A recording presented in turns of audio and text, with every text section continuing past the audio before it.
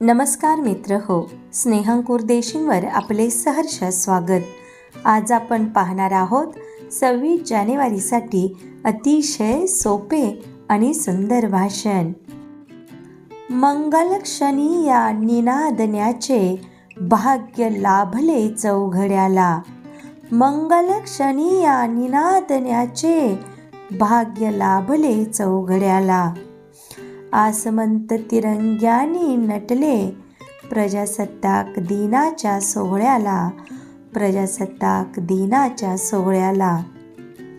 माननीय अध्यक्ष महोदय, प्रमुख पाहुणे, आदरणीय मुख्याध्यापक, वंदनीय शिक्षक वर्ग आणि माझ्या मित्रमैत्रिणींनो, प्रथम सर्वांना भारतीय प्रजासत्ताक दिनाच्या हार्दिक शुभेच्छा.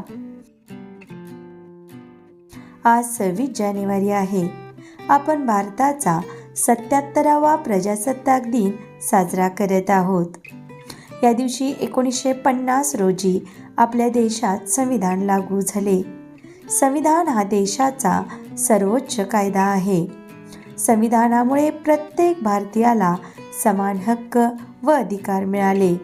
डॉक्टर बाबासाहेब आंबेडकर आणि त्यांच्या सहकार्यांनी तयार केलेल्या संविधानाने देशाला खरी दिशा मिळाली.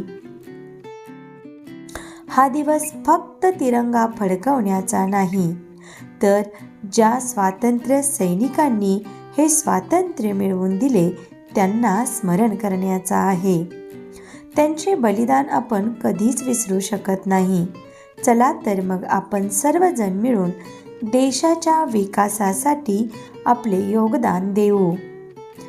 जय हिंद, जय भारत, जय महाराष्ट्र. धन्यवाद.